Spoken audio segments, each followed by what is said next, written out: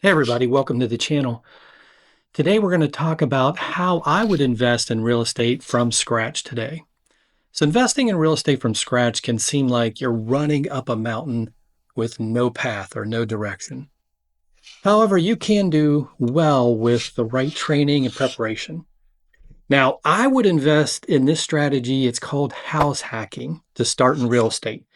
Now, I did that when I was started out. That's the first thing I did, house hacking, and we're going to go into why I think you should start that way too.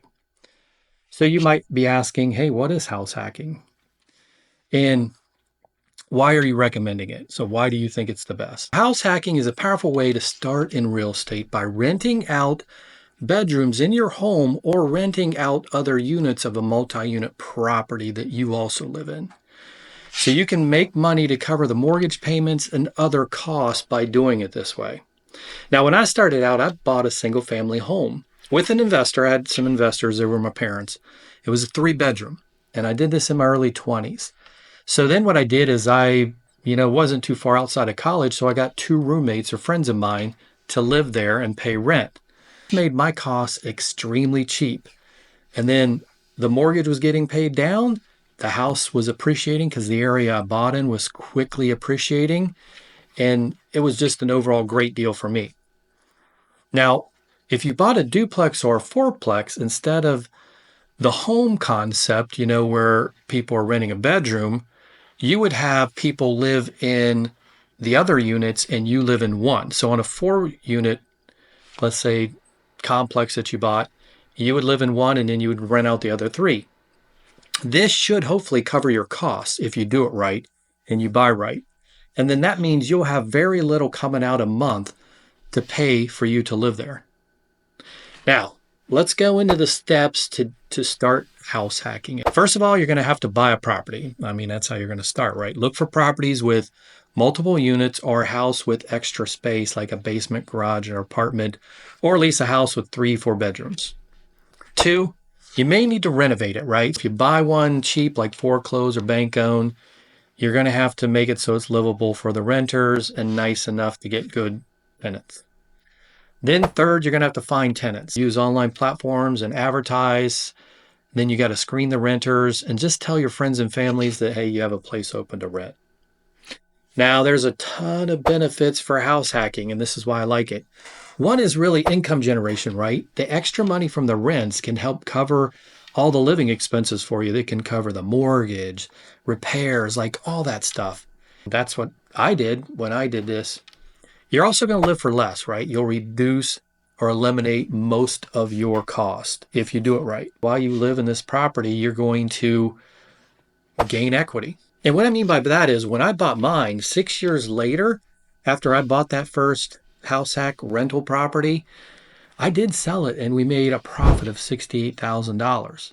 Now, this was due to the area appreciating quickly, and then we did pay some of the loan down, but you can really do well if you do this right. If you stay to the end, I'm going to go over this strategy that I use to ramp up my real estate investing properties, and I think it can help you too, if that's something you want to do. Okay, next, let's understand the basics of real estate investing. Investing in real estate, involves choosing a type of property that is best going to suit you. You got to secure the funds to purchase it, and there's just many things you have to do. These steps are crucial to success in real estate investing, right? Picking the right property, securing the funds. Now, types of real estate investment, you've got single family homes, which we talked about. That's the way I did it, this house hacking, or you can do multi-units, okay? So when starting in real estate, you typically are going to decide between one of these two, right? Either single family or multi-units. The house hacking strategy we just reviewed can be done with either one. So single family houses are going to be easier to manage because you're living there and then you've got 2 friends. And usually those tenants are probably going to live longer because it's probably a pretty decent house. Then you have some lower entry costs. And that's why it's ideal for beginners, right, to start with a house. It's going to be cheaper with a house than a multiple unit. Now, multi-unit properties such as duplexes or apartment buildings offer higher rental income potential, So they can also spread risk across multiple tenants. So if like one unit becomes vacant, the others still generate income, so you're not destitute. So weighing these options involves considering your management style, the investment goals you have, and then the risk tolerance you have.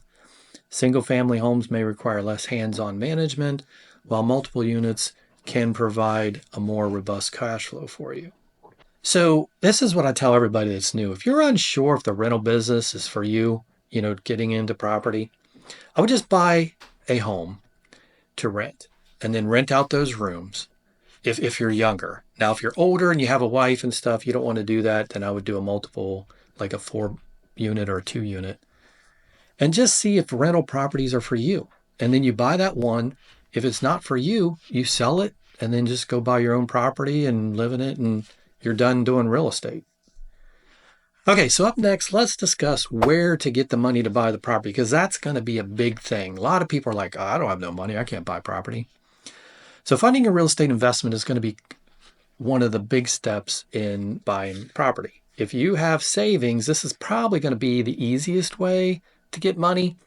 However, most people will need to go to the bank or private investors.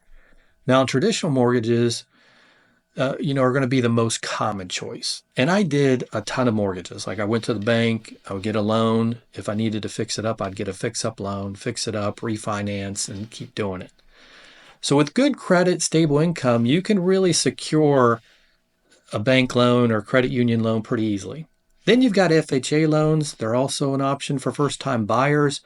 That'll allow you to do a lower down payment. And if you're a first-time home buyer, I would definitely do an FHA loan.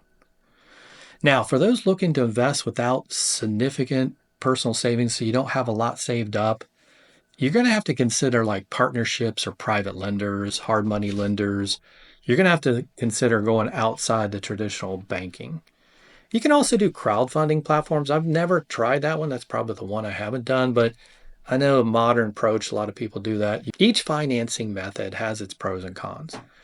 Shaping your investment strategy and decisions. So analyze each financial situation and choose the path that aligns with your objectives. For example, if you go with hard money lenders, they charge high fees. So you've got to really know what you're doing and know you can refinance that, because you don't want to be with hard money lenders for too long. Now, I've done hard money, loans. I've done banks. I pulled equity from my home to go buy another home. I've used private investors for all my different real estate deals I've done over my lifetime. Now, if house hacking worked well for you and you think, hey man, time to ramp this up.